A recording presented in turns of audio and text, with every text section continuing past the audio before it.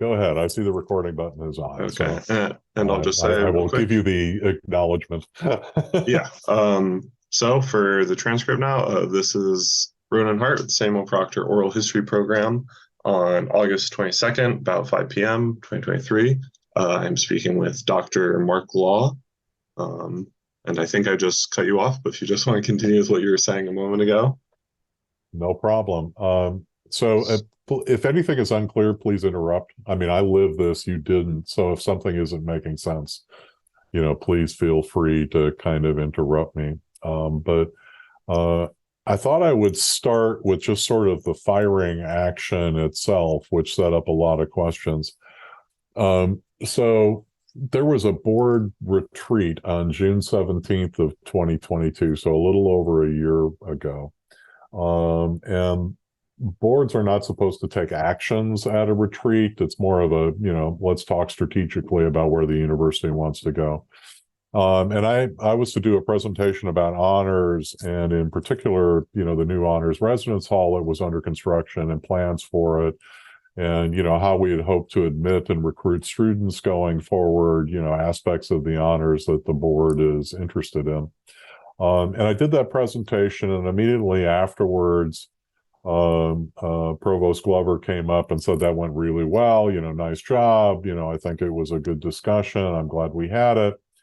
And I actually left during that break. I can't remember exactly what was after the break. I think it was Vice President of Research presentation about research priorities. So I did not attend the whole day. But apparently Fox and Glover were having lunch, and this is what Glover told me. So these are words from his mouth. Maury Husseini, who was the Board of Trustees chair, called them over and said he wanted to have a private conversation. Maury informed them that they needed to fire me effective August 15th and replace me as soon as possible. And remember, this was June 17th, so only like 2 months forward from then. And Glover again told me that he and Fox protested that decision. They didn't agree with it. They thought it was hasty. Glover and Fox, were asked for the reasoning, and Husseini declined to tell them any rationale. Again, according to Glover. So Glover, to this day, has not explained to me why I was being fired by the board in any way, shape, or form. That was all, something that they claimed, at least in Glover, when I had a private conversation with him, said took them by surprise. And again, Glover had complimented me on the presentation before the break. So all kind of came out of the, woodwork. I was not informed that this had happened until July 15th, so a month later.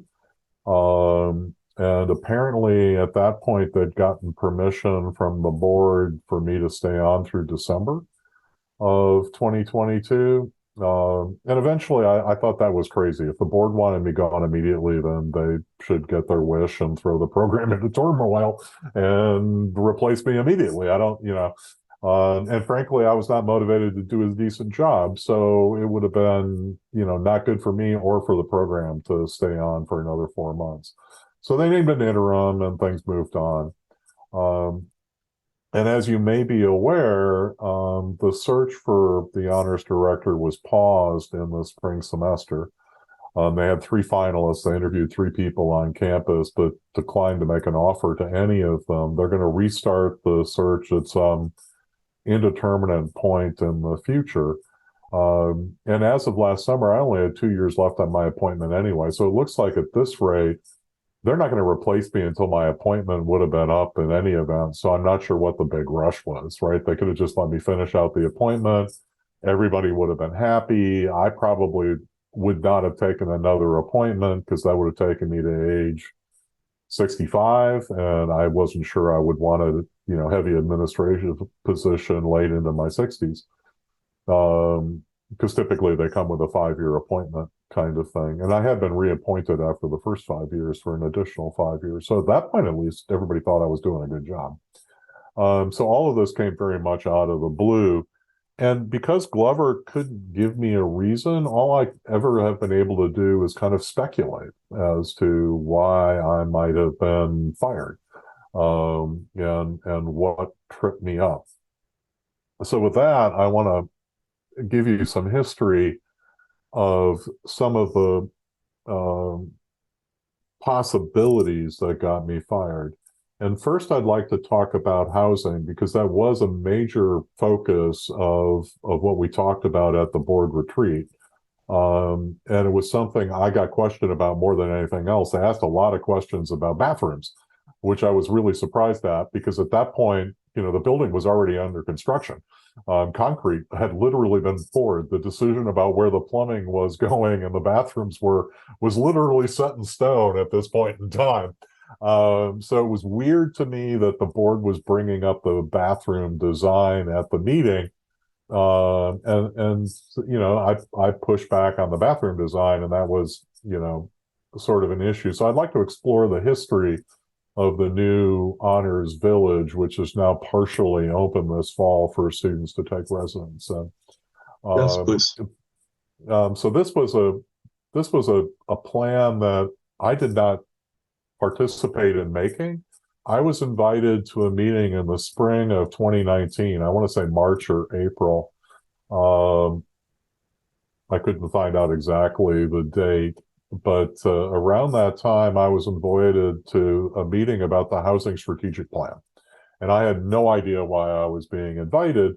But as they were going through the housing strategic plan, a big component of the plan going forward was to construct a new honors residence hall.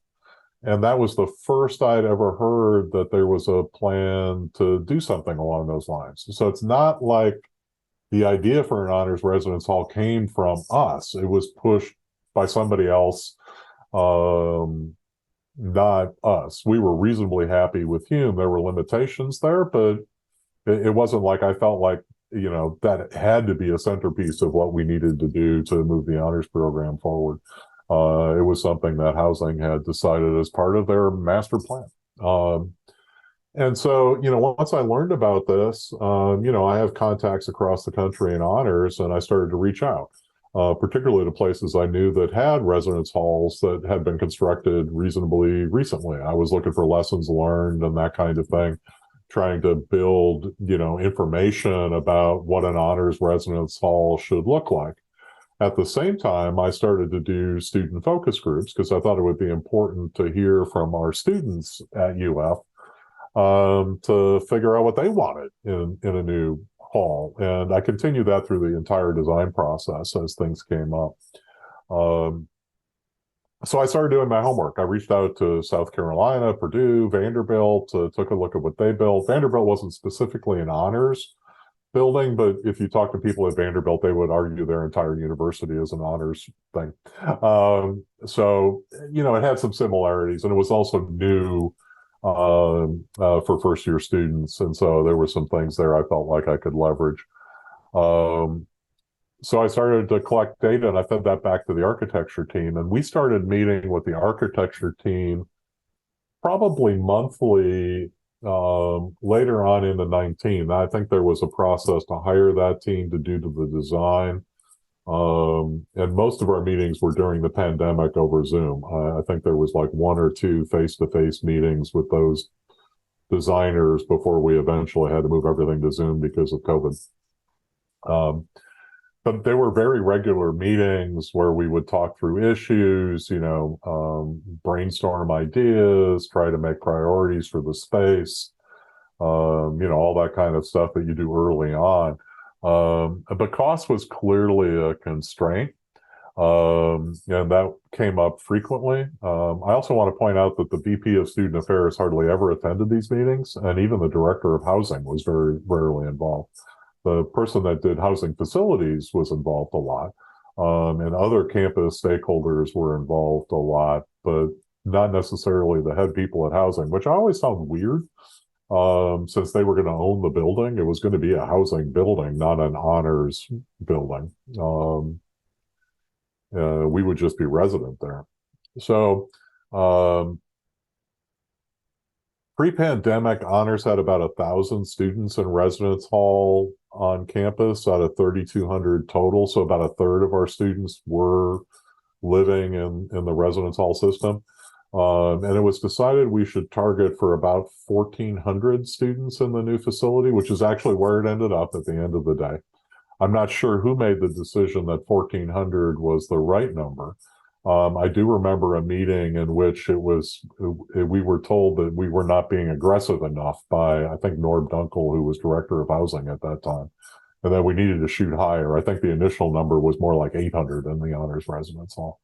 And it got bigger because of outside forces.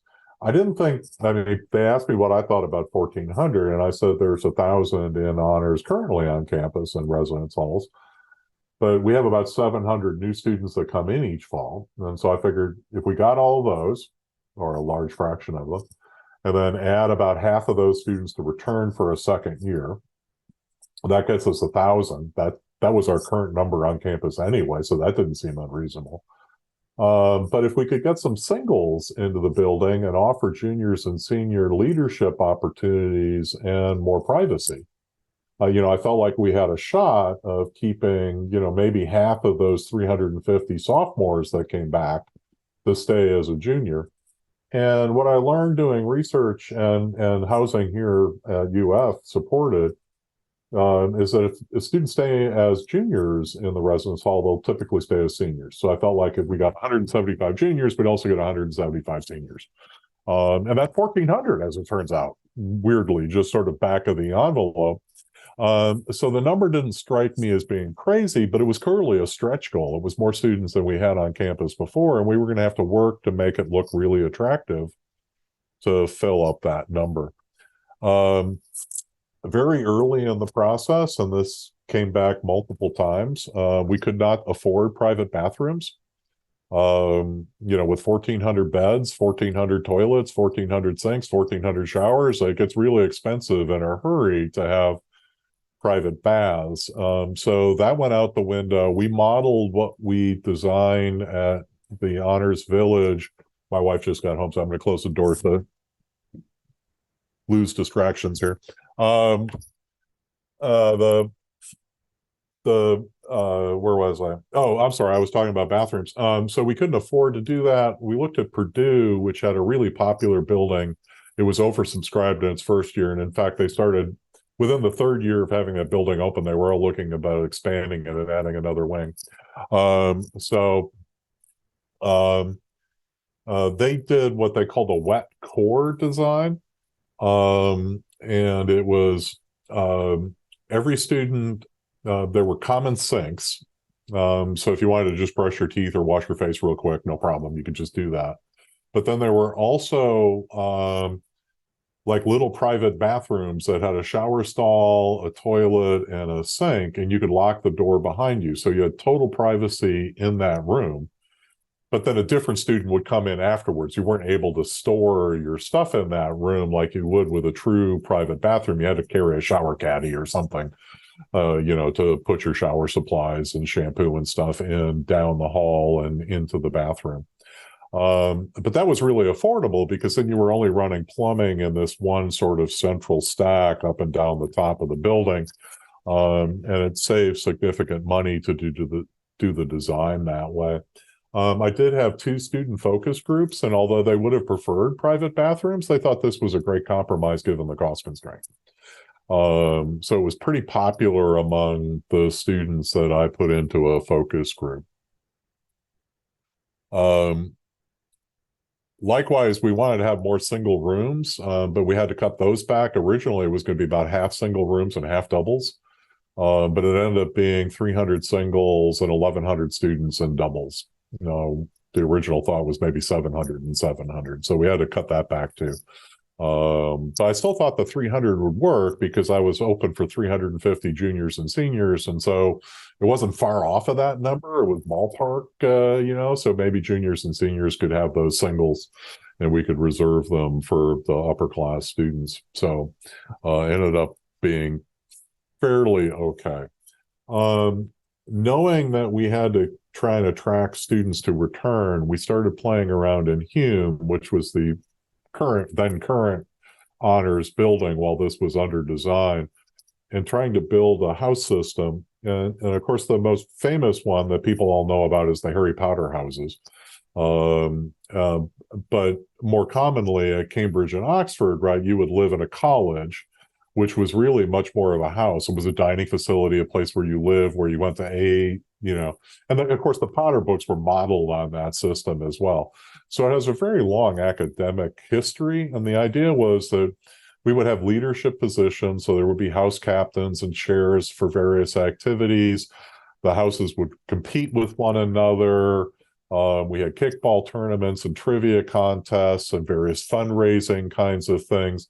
The ultimate idea was to try and create an esprit de corps, so students identified with their house and they would return to it the following year because they had this, house, pride that we would build up.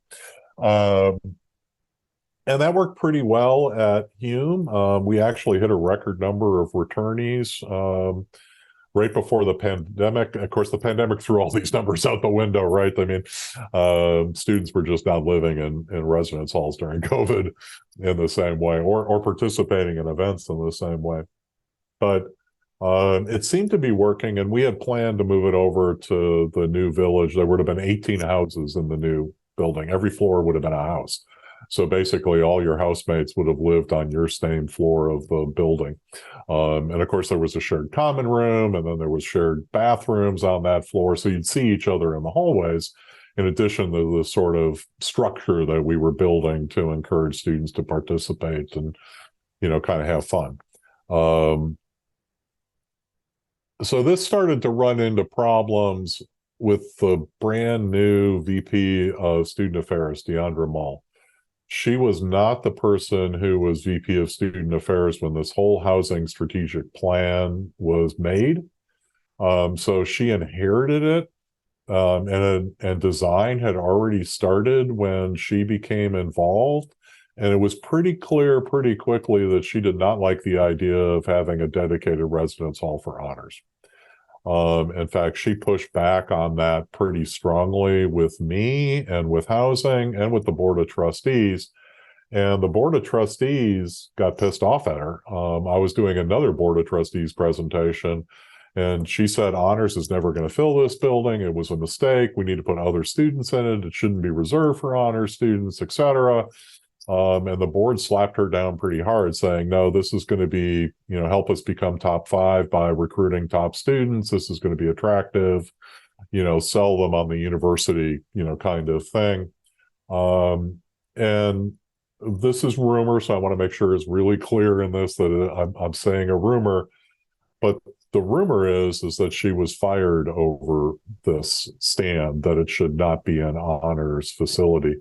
And she held me to blame for a lot of it. Our relationship deteriorated strongly after that.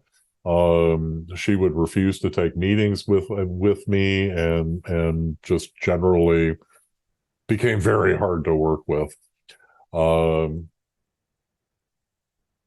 And that happened during the design process. So when the design process was finished, we went out for bids. And we were in trouble. Prices had gone up. It was overpriced.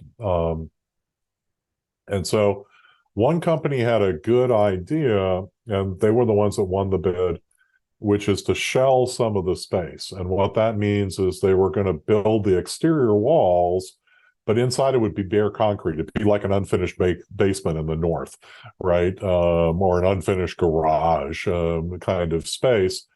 And that would allow them to put the structure up and pour the concrete, but all the interior work that's so expensive could be postponed and done later.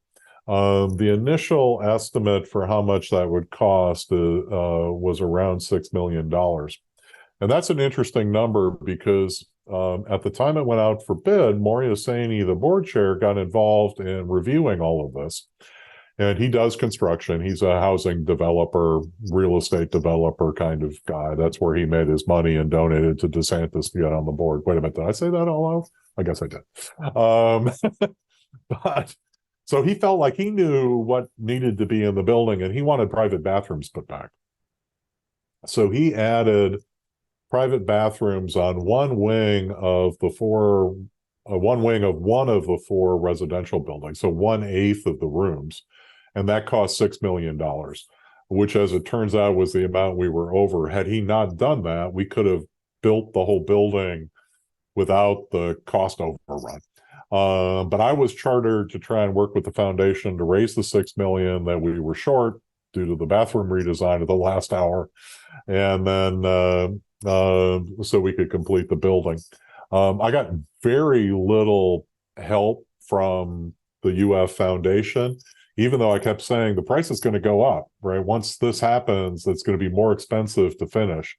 It was $6 million initially, and then it was like $9 million. And then eventually it was $11 million. And I'll explain where that came from eventually. But the price kept getting higher and higher, and I was getting no help from the foundation. I never talked to a donor, never was able to articulate a vision for the building. As near as I can tell, they only ever even pitched it to one person who said he wasn't interested. So I wasn't getting any help at raising the money to finish the building.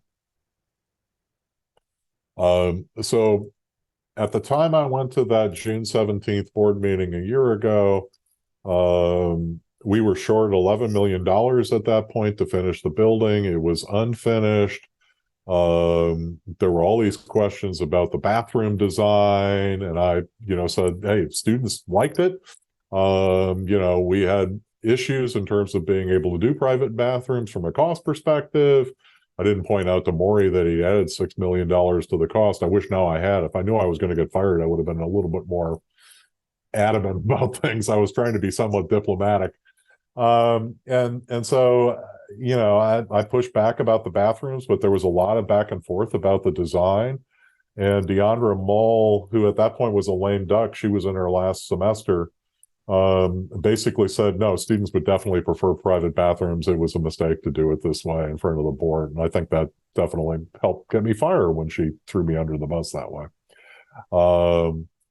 So then after I was fired, the design changed. The design for the central building originally included the honors office. It was going to be kind of a recruiting showplace. We'd bring students in, say, here's your advisors, here's classrooms, here's the common room, here's all of these special spaces on the first floor where you can do things and, be involved.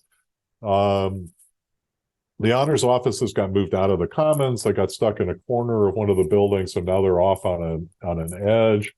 The house system disintegrated. There was no interest in continuing it. Housing had no real interest in doing it. I was driving it from the honor side, but in my absence, people were like, I don't want to push on that rope anymore. If housing's not driving it, why are we put ourselves out there, and do this, because it's a huge amount of work.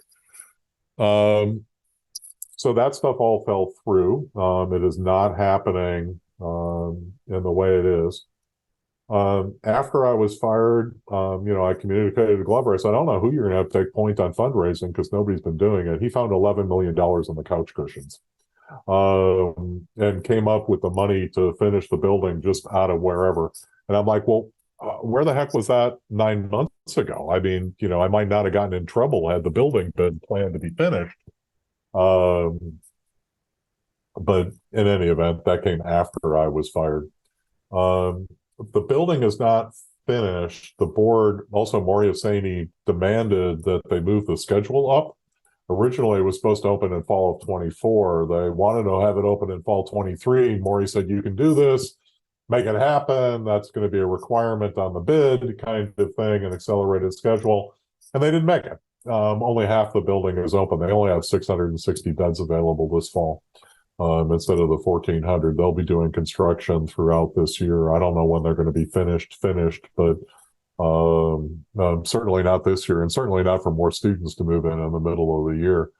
And then really disappointing to me, and it was in the Alligator, there were 260 returning students that had signed up to take a spot in the Honors Village. They kicked them all out when it was discovered it was only going to be half-time.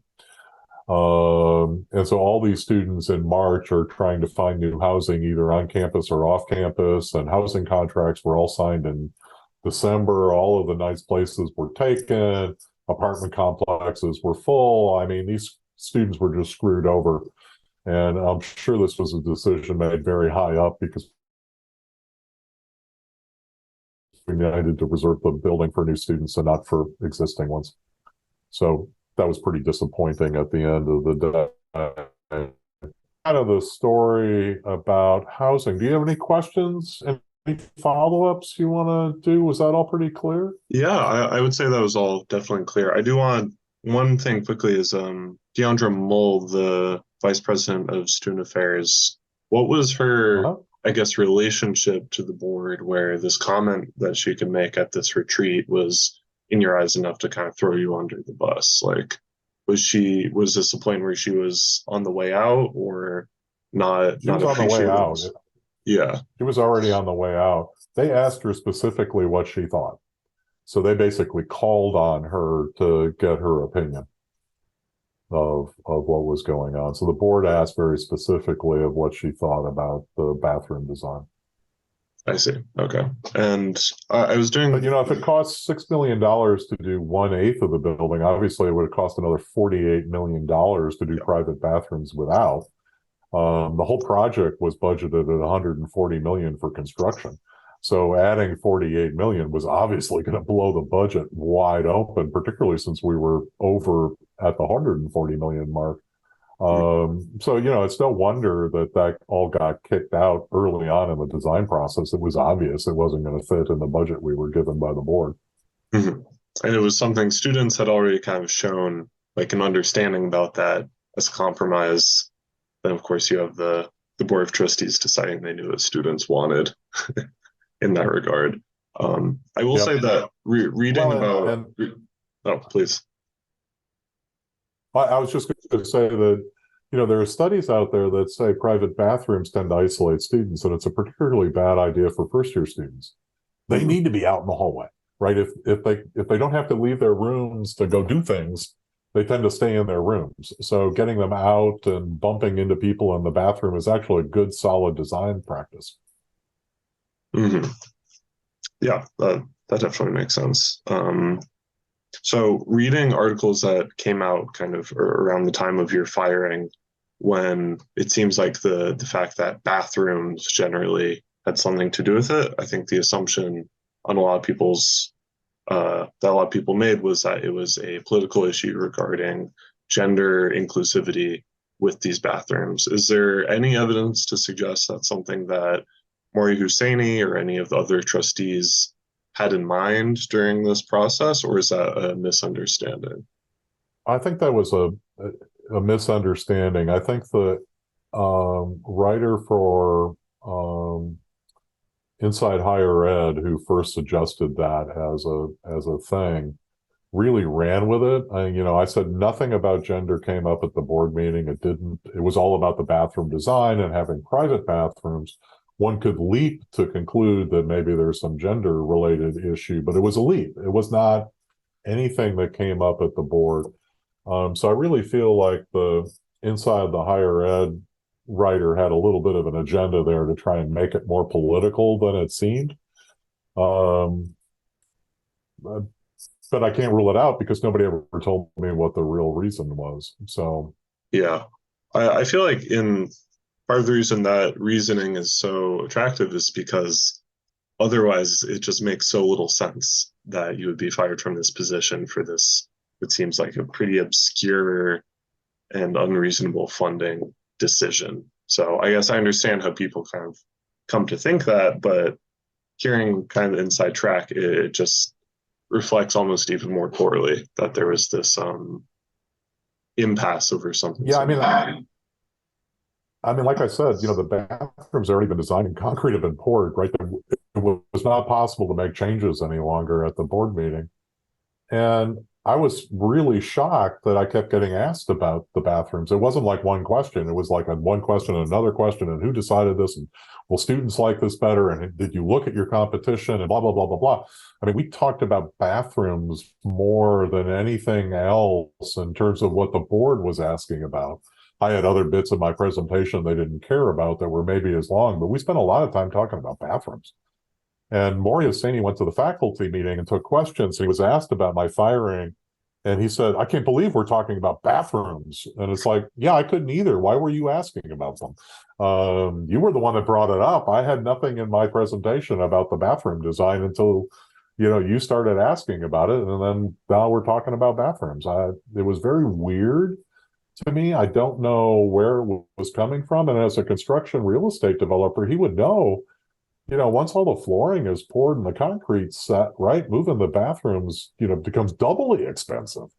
You can't just rerun the plumbing through the set concrete. So I don't know what, I mean, that's a really curious thing too. Why did he care? Mm-hmm. So it wasn't like we could change it at that point. So this might move us to another point that you want to discuss, but maybe there is any reason to believe that this issue was latched onto as just sort of an in the moment reason when perhaps there's other stuff related to their view of your career. So if you want to take that and go ahead. Yeah, and I do feel like I was sort of set up at the meeting. I do think that firing me was a predetermined outcome. So I do think there were a lot of political undercurrents I was unaware of at the time. And certainly, it may very well be that, they wanted me to get into an argument with Maury and contradict the wise, imperious grand wizard of the board, and therefore show that I have poor judgment, kind of thing. But another possibility for sure is the admissions process to honors. That's another place where I got a lot of questions. So again, historically, if I go back to when I took over honors, which was in 2014, admissions to honors was done after admission to UF. So at that point, UF admissions decisions were released on the second Friday of February.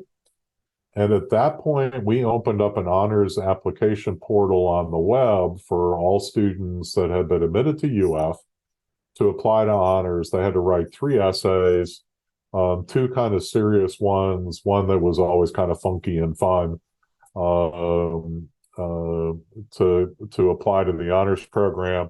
They had until the end of February, so roughly 2 weeks to apply.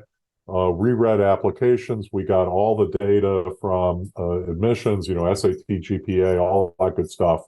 And then we made the final decisions about who we were accepting into honors all on our own.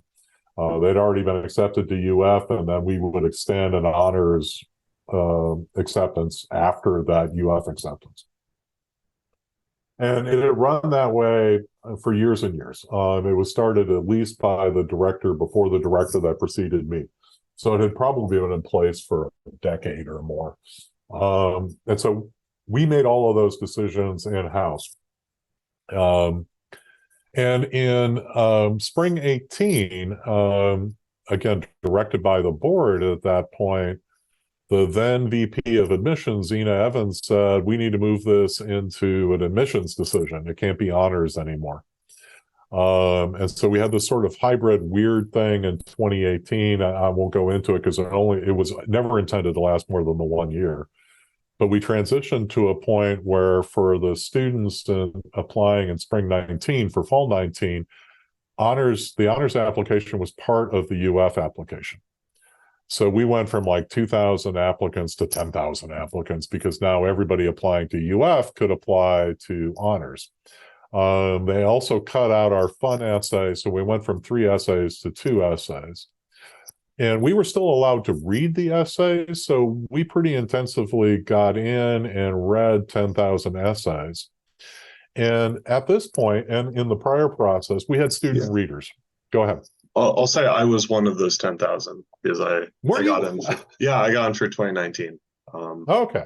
And I so did not. I was getting close to the deadline. I didn't expect to honors college question, so I just kind of threw something together. So. Did it work for you? No, I did not get in. But I am curious about one thing. Was there any reason given for that change, why it needed to be taken out of honors? No, I was told it was a board decision. and nobody ever explained it to me. I pushed back on it, but they didn't like it. But we did have student readers for those two essays. Students would take a course, and we would train them on a rubric. We would do sample essays from the year before. Early applicants would get their essays read by maybe 30 instead of 2 students. And so, we pieced this out to a bunch of student readers who we worked pretty carefully on training. We would go back and look at essay scores when they were really disparate. So if like one reader gave it a 4 and another gave it a 1, then it would get reread. But if both students agreed that it was a 4 or a 2 or whatever, we didn't look at it another time, right? The students sort of followed the rubric and got the same answer on it.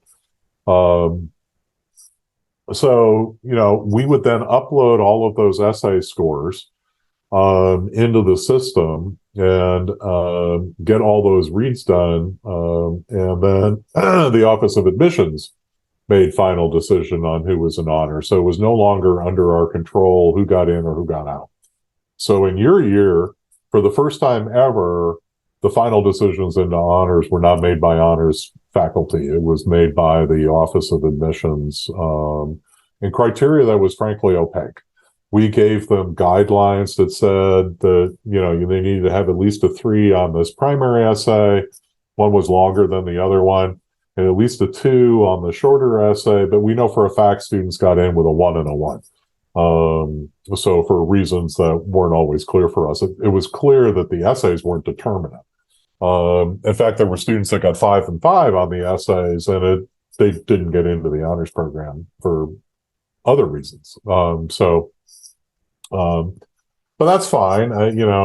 It's unusual for an honors program not to make the decision on who's in. Mostly because honors is about students who really want to involve themselves in university academic life. And a GPA in high school and an SAT score doesn't tell you that. We want the students that are going to do undergraduate research or work at the Proctor Center, do all these cool things outside of class, and not the students that, want to go to football games and fraternities and what's the minimum I need to take to get a C in this class kind of philosophy, right? Those were not the students we were looking for. So a little weird that it was taken out of our hands. Nationally, most honors programs get to control who they get into the program. And then Zena Evans left the university. She was replaced by Mary Parker. And when Mary Parker came in, she had made a lot of great noises about partnering with honors and working with us together to make great classes and who do you want in your class and everything else. Well, in the spring of 22, I received from Mary, after several meetings, a declaration of the final honors admissions partnership, a document that we had never seen in honors and that a lot of its provisions we objected to, frankly. And so, I pushed back, I said back 10 things that I felt like needed to be changed in this. And she said, well, that's final. And, we butted heads, the associate provost got involved. But that was something else. Go ahead. Well, what kind of issues did you have with it? So she didn't want to have 2 essays. She wanted to have only 1 essay. And my counterpoint was, I want students that really want to throw themselves into academics. And if writing 2 essays scares them off, then by definition, that's not the student I want to have in the program. Right? I want students who aren't going to worry about having to write 2 essays as too much work. So that in of itself is helping me screen who I want in the program. She didn't like that idea either. She didn't like our student readers, even though, we had a rubric, we trained students, we worked through it, we double checked them, all that stuff. She didn't like that. And that's what came up at the board meeting, kind of under her push, was the fact that there were student readers. And I got a lot of pushback about student readers at the meeting. And frankly, I was unprepared to talk about it. I didn't think it was going to be an issue. So I didn't have a lot of the data from the class other than we have a class, they're taught how to read, we have a rubric, some of the basics I said, but they were trying to push a lot further. And it was interesting and disingenuous to me. The brand new Senate President, Amanda Phelan, who just finished her term, was at this meeting. She's a professor in business, which is a college famous for using student graders. And she said it was inappropriate to use student readers of the essays. And I just about flipped out, at the meeting, because it's like the business college is known for having students do all their grading. Of all the places that's, going to throw stones in glass houses, the business college would have been the last one I would have thought that would have objected to this. But she was very clear that she said that I don't think that's appropriate. And I don't think most faculty on campus would think it's appropriate. So that was another flashpoint during the meeting, is the student essay reading. And it was pretty clear to me in hindsight, Mary Parker and Angela Lindner, the associate provost that was over me, the three of us had a meeting, and Mary Parker said, we're going to go to one essay and we're going to have no student readers. And this was before I knew I was fired. And I said, how do you get to make that decision unilaterally? And she goes, well, didn't you hear the board? Blah, blah, blah, blah, blah. And I said, we had an agreement about how we were going to do this year. In any event, that blew up and was probably a contributing factor. As it turns out, this last year, only one student essay was required for honor students. So naturally, the number of applications swelled. It was easier to do. I'm not sure why that was a good thing in and of itself. Now we get to reject more students from honors, which isn't always a great feeling as a student. And then there was no training. The question was about how you're going to take advantage of the honors program. I don't know who they had read those essays, but they never asked anybody in honors to train anyone to read it. So I don't know how people who were unfamiliar with the honors program read that essay intelligibly and made scores that would have made more sense than what our student scores were, because our students were living the honors program and knew what it offered. So very surprising, decision that just didn't make sense, and I don't think worked out very well. I'm sure the honors essay will disappear in the next year or two. I don't think there's any support from Mary Parker to have students do anything. They'll just pick 700 students out of the general application pool, or whatever number they need to make our class, and admit them without any additional indication that the student's even interested in honors by writing an essay. So that could have been a reason I got fired. It was pretty clear to me Mary Parker had it out for me. In fact, I found an article she authored about being a woman in the workplace, and to be successful, you needed to get people before they got you. So she got me. So she was definitely following the game plan she had laid out in an article for mentoring. Yeah, that's something. Yeah. For these student readers, I'm guessing this was for them done on a volunteer basis. Yeah. Mm-hmm. They would sign up to take a 1-credit class, so they got some credit for it. Which I think made a lot of sense, because one of the ways that you become a good writer is to edit people's writing. Mm-hmm. And to evaluate it and to read. And I think they all got to be better essay writers by having gone through this process. Mm-hmm. This is just, it seems strange to me. It feels like there's a contradiction with a lot of the changes, I mean, not just at UF, but that a lot of colleges are seeing, where on one hand, there's this desperate need to cut costs and make things leaner and more efficient. And then on the other hand, there's kind of administrative bloat, maybe, where like these volunteer students are being replaced with presumably putting more work on someone else or hiring someone else. Yep.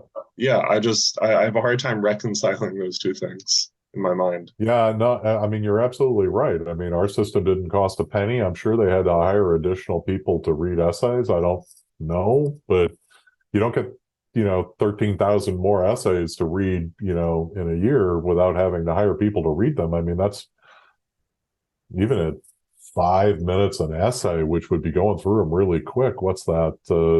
2,000 hours to 3,000 hours ish. And you got like 8 weeks to do it in. I mean, that's insane, right? That's multiple people, during that time period that had to read those essays. I'm not convinced they actually read them, frankly, because I don't know how they would have scored them, because people reading them didn't know what the honors program was. Mm-hmm. But that's conjecture. I don't know that for a fact. Yeah, I see. So you had a third point, just about the general kind of progress of the program. Yeah, so I want to kind of enter into the record exactly what Joe wrote and put out to the alligator, which you Yes, may have I read already that seen. statement. Yeah, Yeah, so I want to put it into this, though. please. Joe said the Board of Trustees did not fire Dr. Mark Law.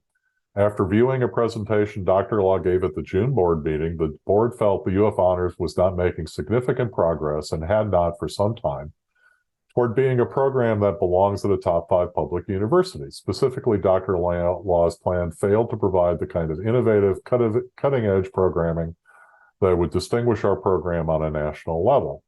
The decision to remove him from that position was mine, and I stand by it.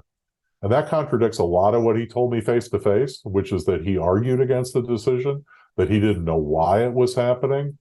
And I do think I know in part why it is. At a workshop, the board's not allowed to take legal binding actions. It's a workshop. It's just a talk, right? The general counsel was not even invited to this workshop, right? To make sure they stayed on the legal path. I think that when the word got out that I had been fired by the board, which is how I put it, because that's how it had been explained to me, the general counsel's hair probably caught on fire, and she was down in the office of Glover and saying, "You've got to own this," right? Because it's illegal for them to have done this action at a retreat workshop. Because there were no official minutes, no agenda posted, no public record being made, no minutes of the meeting were taken, et cetera, right? So I'm sure they're making a decision, informing Fox and Glover at the end of the day was illegal. And they needed to fix that problem. So Glover had to own it, which he willingly rolled over and did. But I think that's fundamentally why Glover said, all the things that he wrote. Mm-hmm. But to what he wrote, several points. First is UF Honors has got a significant staffing shortfall. And there are budget constraints, as you were just talking about, all over campus, right? But if the honors staff was doubled, if it went from 10-ish, 11 to 22, 23, we would still be the lowest ranked program in the state university system in student to staff ratio. So, this whole, we haven't made progress towards top 5. I mean, once Joe told me that at one point, I said top 5 in the state, because we're a long way away from it on this simple metric, right? We are also next to last in the SEC. And I don't think when he wrote top 5 and the board talks about top 5, they're thinking about in the state or in the SEC schools. But on student to staffing ratios, we're terrible. We're under supported. Our honor students do not have the support they would have, in terms of advising, and mentoring, et cetera. I mean, Kelly Medley, who you saw earlier today, is the only person on our campus that supports external scholarships. She does Fulbright as well as Rhodes and Goldwater and 100 different programs. Florida State has 5 people in that role, plus student assistants, right? So, comparatively, we are not supported very well. The expectation that we would be a top 5 program is insane when Glover's not giving us the resources to be competitive with other programs. And that, of course, falls on Glover. So for him to blame me for it is bizarre. Next part, coursework. Most top honors programs have a curriculum that honors students have to follow. University of Central Florida has more than 100 courses per semester offered to 2,000 students. We have 30 or 40 courses offered to 3,000 students.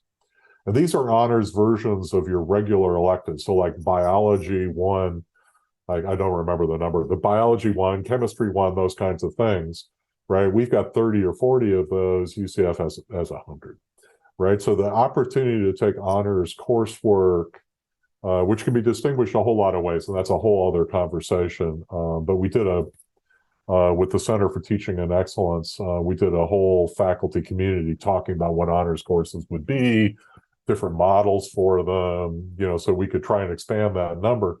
But again, that's a resource issue, right? Unless Glover is providing resources to deans saying, I expect you to teach 60 of these courses, and here's money for hiring professors. Or at UCF, the UCF honors dean has the money and pays departments to offer courses, right? I need 4 sections of chemistry. Here's 4 times $5,000 per slot of an adjunct money this semester to teach those courses. So there's no incentive on our campus for courses to be offered with the honors designation.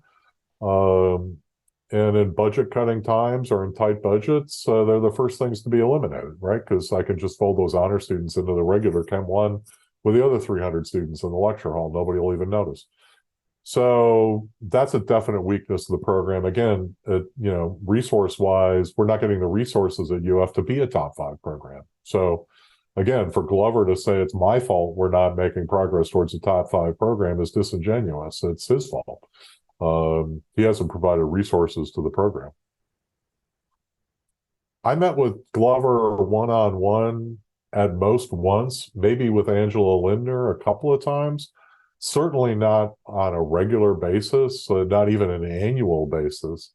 He never asked me for a program comparison to other programs. So to say we're not making progress to a top 5 or we're not being innovative, he has no basis to judge. He never even asked the question. He was completely disinterested in what honors was doing or how we were advancing or how we measured up compared to other universities. I obviously had a lot of this data about staffing and courses and other aspects of the program, and he never once showed any curiosity about it.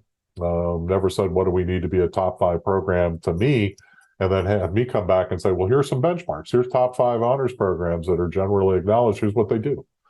And here's what they have. That was never a conversation we had in my entire 8 years as director.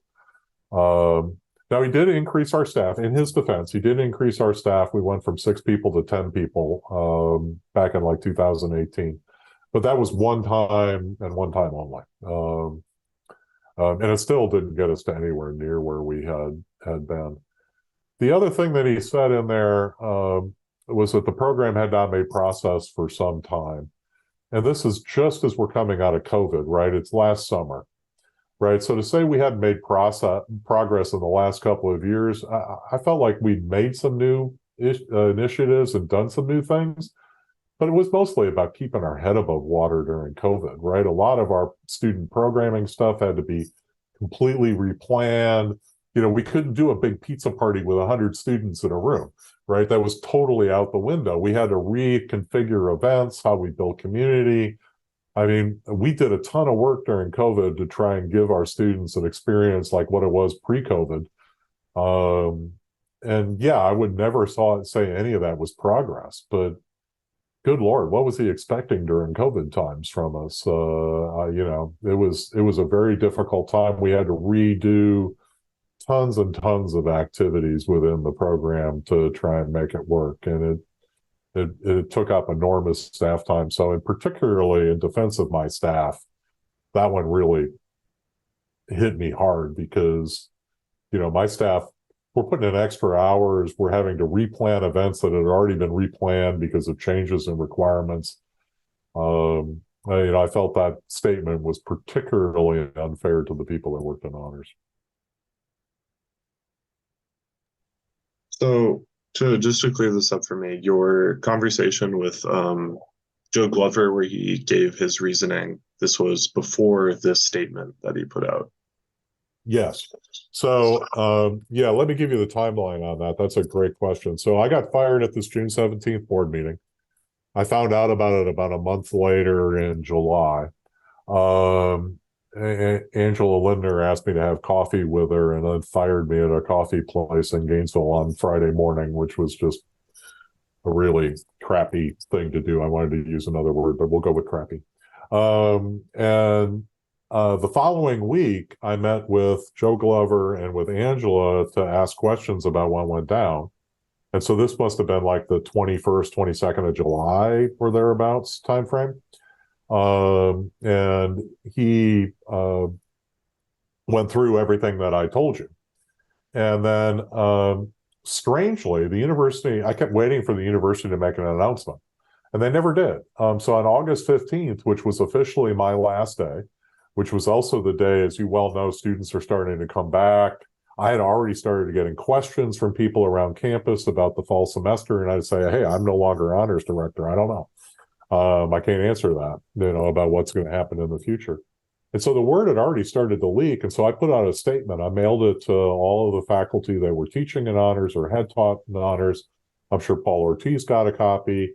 I put up something to our student mailing list. I put something on Facebook to parents explaining what had happened, because people needed to know. I was done that very day.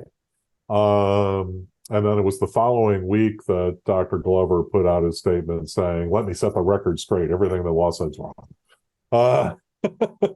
So it was very much in response to me relaying what he had told me. And then it all changed.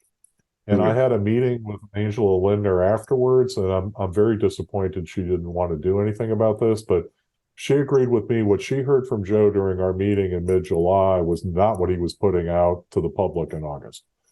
But she was unwilling to contradict him in any kind of public way. And I really didn't want to get into a pissing war with the provost, particularly since I was still negotiating sort of my stepping down package, and how it would look that I would return to the faculty. So I wasn't in a place to sort of argue with him in any kind of public way, but she wouldn't have backed me anyway. So it would have been my word versus his. But very few people on campus that I ever talked to took his word at face value. They all felt it was pretty fishy. So, of course, the interesting kind of epilogue to all of this is that Joe Glover, I don't recall if he was removed or stepped down or told to step down after all of this. I'm curious your thoughts on how that fits into this. Yeah, I mean, I don't really know. I had heard rumors he was going to step down this summer in June. Last summer, I don't remember if that was before or after the board meeting. Joe did tell me at one point that I was not the first administrator on campus that the board fired. And there had been rumors about somebody down in the Health Sciences Center. There had been rumors about somebody in housing. There had been rumors about Deandra Mull. But he more or less confirmed that the board was firing people and telling Fox and Glover to make it happen. And so they may very well have fired him. I also find it suspicious, but again, I don't have any particular know about it, that, when Fox announced he was stepping down in January, he said he made the decision back in August. And I'm like, what else was going on in August that was maybe more personal to me? Because he said that he decided to step down in August. And so the question becomes, did he decide to step down in August, or was he asked to step down? I mean, how deep does this board disappointment with honors and the honors village go? I don't know the answer to that, but the timing is certainly curious that both of those guys made a decision to step down this year, 23, coincidentally near the same time I was fired. Mm-hmm. Yeah, it doesn't really seem like it has to do entirely with the honors village. No, I mean, there could be plenty of other reasons, but it is certainly weird that it happened all kind of at the same time. Yeah. And something you said earlier about the fact that the committee to fill your position turned up no results and it's been paused that's the story of how many search committees at this point at UF. It seems like that's become an endemic problem. Yeah. Yeah. I mean, I'm a College of Engineering faculty member. So, the Dean of Engineering search is one I follow closely. And she stepped down and the search failed. She was going to stay on as interim. But when the search failed, she's like, I'm done. Name an interim. She would have stayed on until the new person was named. But when they blew the search up for whatever reason, I decided, or she decided rather, that, she was done being dean, and they named an interim. Hmm. Yeah, and of course, I don't know if you saw, but the news today that Dr. or Dean Onye Ozuzu has stepped down as well. Yep. Yeah. I think there's one other dean too that's currently vacant. I could be wrong about that. Obviously, the provost is vacant. Yeah. Um, the associate provost for I don't remember his full title, but Andy McCullough stepped down and retired, so that position is vacant in the provost office. Hmm. Um, there's a vacancy to be. Angela Lindner has told her staff she's stepping down this December, so she will be gone in December. So presumably they'll name someone there or an interim again. When Deandra Mull stepped away finally, they didn't even do a search. They just named Heather White the new VP of Student Affairs, which I Hmm. thought was weird that they could do that without doing a search. Hmm. But they did. They just put somebody in charge. So, yeah, there's a bunch of vacancies around campus for sure. Yeah. So with all of those, I guess, do you think of those as kind of the result of uh, a set of problems, all of them kind of flowing from one place or another? How do you understand what it kind of seems like a crisis in a certain sense? How does that make sense to you? So I don't want to relay hearsay, but I heard that the board of trustees was deeply involved in the dean of engineering search, and that's why it failed. As the candidates were unacceptable to the board, and I don't know why the board gets to even weigh in on that. So I think it is in part due to the board. Obviously Fox reports to the board, so there has to be something there, right? Although he had a long run too, it might have just been time for him. And Glover had an even longer run, so again, it might just be time for him. But um, I do think there's some board machinations at work. I know. I mean, the board chair Moria Saini said in one of the board meetings, it's in the minutes, that the president needs to be actively involved in the honors search, and he was not. So that could be a reason it wasn't. Um, they didn't name somebody. Is that Moria instructed the president to be more actively involved in the search for that position. I don't know. A lot of speculation here, but um, certainly the board is taking an interest in how the university operates at a much lower level than traditionally for a board.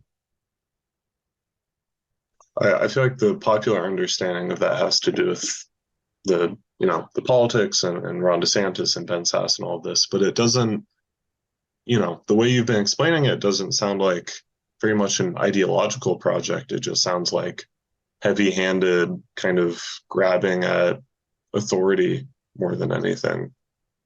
But I can't rule out the political piece too, Mhm. because it would be easy to take a look at the honors courses that were offered and see a real serious, liberal bent, right? Because we Mhm. tried, as you're probably aware, Gen Z skews liberal, and we tried to meet them with classes that they would be interested in. So a lot of our uncommon reads programs, which is, one credit centered on a book, were things like Kendi's How to Be an Anti-Racist or Racism in Medicine or Queer in STEM. These are all titles of courses we had taught, right? It wouldn't take long for somebody who was like, why is the honors program indoctrinating our top students with liberal viewpoints to be able to make a case for that, right? So I can't necessarily rule that out. It never came out, but by the same token, they're probably not willing to make that the public reason, right? You alluded earlier that, why the bathroom thing? Maybe it's a setup. And maybe it was. Maybe they took a look at the courses we're offering and said, we got to get rid of this guy for political reasons. What can we find to fire him that makes more sense than that? Or will be more palatable than that? So, I can't rule that stuff out because we did have a really liberal um, course setup. That's what students were interested in.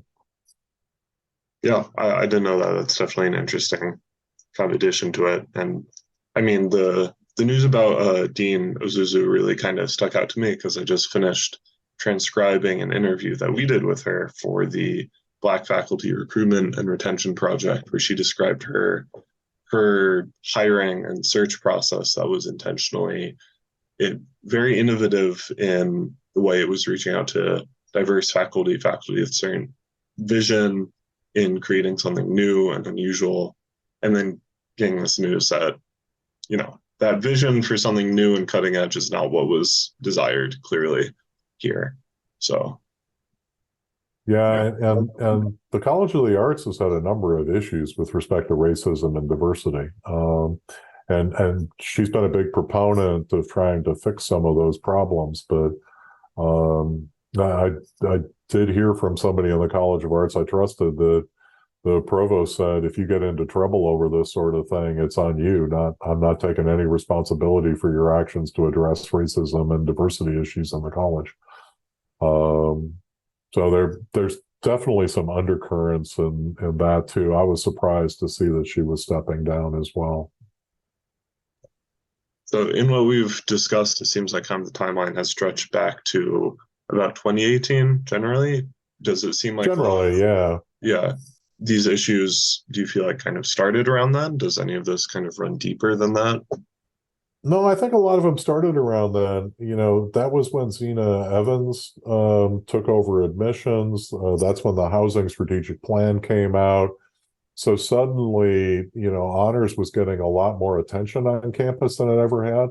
I used to say we were this sleepy little backwater in the corner of the infirmary and nobody cared about us. And then suddenly, we're in a major piece of the housing strategic plan. We're getting attention from the Office of Admissions and how, honor students are admitted. They're suddenly, there was a lot more attention being paid by a lot more higher ups on campus that had ever been paid before.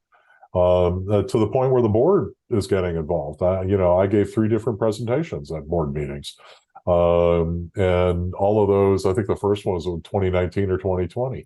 For the first 5 years I was director, the board wasn't interested in honors. So yeah, there was a lot more focus being paid. To illustrate that, when I applied for the position, there were 5 members of the search committee, and the highest ranking one was a department chair. And for this most recent search, there were like 20 members of the committee, and there were 3 VPs on it. So it's just like, whoa. When I got hired, you couldn't even find members of the search committee hardly. And now, it's got 3 leading people on campus administratively being involved in the decision-making process. Mm-hmm. Yeah, that timeline does make sense, certainly. I guess, would that be when Maury Husseini was appointed to the board? Was that 2018? It's a good question. I don't know. It might be. He's been on for a while, and he's been board chair for quite a while, a surprisingly long time. That used to rotate sort of annually, and he's been board chair for 4 years. Mm-hmm. Yeah. So, yeah, but it might be not necessarily the correct way to kind of pin it directly there, but certainly all of this kind of adds up to a kind of a structure when you kind of zoom out and see all of it together. One question that kind of came to mind is it seemed like honors is definitely, compared to other schools, as you were explaining, is deprioritized in funding. Do you see kind of comparatively where those resources are there, I assume? Where are they going other than honors if, we are so concerned about being in this top 10 ranking? Yeah, that's a great question. Those are balancing the resources and their allocation as a provost office, question. So I don't know, where the funding has gone. I know that Glover on multiple times in emails said, if you're having trouble getting classes, we hired 500 new faculty. Deans don't have excuses for not giving the classes you want. So clearly he was thinking, because we've hired more faculty on campus, there should be more courses being offered. But it never worked out that way. But that was, part of his rationale. So I'm not sure. Part of it might be how the dollars are allocated on campus. We have this responsibility-centered management on campus. So basically, units that teach courses get some amount of funding based on the student credit hours. Basically, you get your tuition back, kind of thing, and more. And then there's a tax that's applied. So, like, the libraries don't teach courses, but we all want to have libraries. And so there's taxes for the library, for the physical plant, janitorial staff. Honors was one of those taxes. We didn't belong to a college, right? We were a supplement to all of the colleges that was central. And there may just have been, generally speaking, a resistance on the behalf of the deans to see their taxes go up.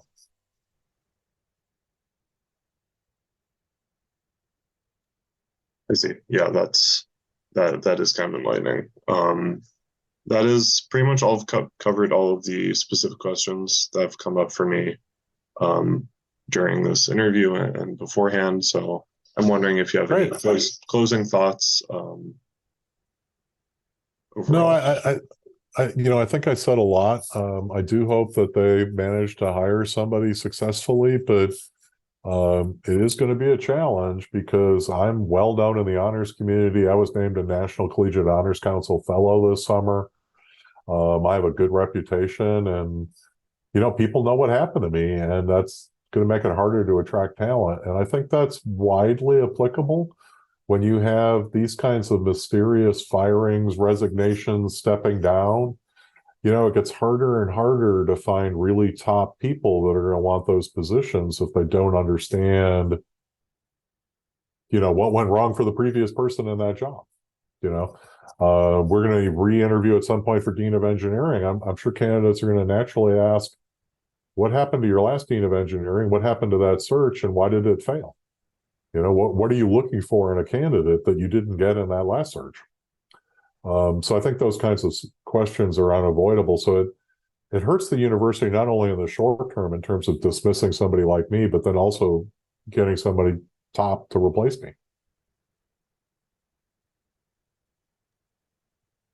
Yeah, that puts a pretty fine point on it. I guess we can conclude the interview with that. Hope you can stay on for a second. I have some other questions, but I will stop the recording with that. Okay. Thank you.